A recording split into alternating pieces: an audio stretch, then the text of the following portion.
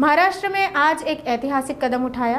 राज्य में पहली बार महाराष्ट्र राज्य तृतीय पंथी मंडल की स्थापना की गई है। इससे तृतीय पंथी समुदाय को अधिकार, सम्मान और सरकारी योजनाओं का लाभ मिलने की उम्मीद है। राज्य में तृतीय पंथी समाज लंबे समय से अपने अधिकारों की मांग कर रहा था। अब इस मंडल की स्थापना के बाद समुदाय को शिक्षा, रोजगार और आवास जैसी सुविधाएं मिलने की संभावना है। समुदाय के सदस्यों ने खुशी जाहिर करते हुए कहा कि अब वे सरकार की लाड़की बहन है, उन्हें आर्थिक सहायता मिलेगी, छात्रवृत्तियों के मामले सुलझेंगे और निवास की समस्याओं का भी हल निकलेगा। मंडल के सदस्यों ने देवेंद्र फडणवीस, जिन्हें वे देवा भाऊ कहकर संबोधित करते हैं, पर विश्वास जताया और उम्मीद की कि उन्हें इस बोर्ड के जरिए सरकार से निधि मिलेगी। आज महाराष्ट्र राज्य तृतीयपंथी कल्याण मंडळ स्थापन झालं आहे। याबद्दल आम्हाला सन्माननीय राज्याचे उपमुख्यमंत्री एकनाथ शिंदे साहेब यांच्या हस्ते GR देऊन सन्मान करण्यात आलं व आमचा विभाग ज्यांच्या पालकत्व अंडर चालते ते आमचे सन्माननीय मंत्री शिरसाट साहेब यांनी आम्हाला आज नियुक्ती पत्र देऊन सांगण्यात आले की आमचं मंडळ झालंय। या मंडळामध्ये मी डॉक्टर सानवी जेठवाणी सह उपाध्यक्ष म्हणून निवड झाली आहे। माझ्यासोबत मुंबई येथील डॉक्टर सलमा खान किन्नरमा ट्रस्ट व येथले ज्येष्ठ गुरु आमच्या सोबत आहेत। त्यासोबत राणी ढवळे नागपूर, डॉक्टर नीता, त्यानंतर डॉक्टर योगा, त्यासोबतच मयुरी आळवेकर कोल्हापूर, त्यासोबत शीतल शेंडे अमरावती व आताच किन्नर आखाड्याचे ज्यांना महाराष्ट्र राज्याचे अध्यक्षपद दिले त्या आमच्या जोगी पार्वती जोगी धुळ्या येथून या सर्वांची निवड आमच्या तृतीयपंथी कल्याण बोर्डावर झालेली आहे। आज हे बोर्ड खूप वर्षानंतर स्थापन झाले, कारण आमची महायुतीची सरकार आहे म्हणून हे स्थापन झालंय।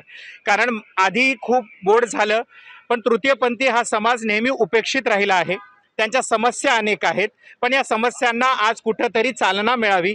आमच्या अनेक प्रश्न आहेत, त्यात अन्न, वस्त्र, निवारा, रोजगार, आमच्या बद्दलच्या अनेक समस्यांना आता कुठेतरी या बोर्डाच्या माध्यमाने, या कल्याण मंडळाच्या माध्यमाने चालना मिळेल। या माध्यमाने आमचं घरकुलचे प्रश्न, विद्यार्थ्यांना स्कॉलरशिप पाहिजे, अशी अनेक समस्या ज्या काही विभागामध्ये येत आहेत त्या आम्ही हळूहळू पूर्ण करण्याची शाश्वती आमचं पूर्ण बोर्ड देत आहे। आणि आमची शासनाकडे एवढीच विनंती राहील की आमचं बोर्ड आता स्थापन झाल्यानंतर फार जोमाने, ज्या पद्धतीने आमच्या सन्माननीय मुख्यमंत्री फडणवीस साहेबांनी अनेक निर्णय घेऊन अनेक सारे GR काढल्या, अनेक साऱ्या योजना दिल्या, त्यामध्ये आता आम्ही सुद्धा लाडक्या बहिणी आहोत आणि या लाडक्या बहिणींचा सुद्धा विचार लवकरात लवकर व्हायला पाहिजे आणि आमच्या बोर्डाच्या माध्यमाने प्रत्येक जिल्हानिहाय सर्व तृतीयपंथीयांना न्याय मिळावा, त्यांच्या हक्काची लढाईला कुठेतरी चांगलं काम व्हावं, हीच आमची आशा अपेक्षा आणि या बोर्डाच्या माध्यमाने आम्ही सर्व काम करू ही शाश्वती देतो।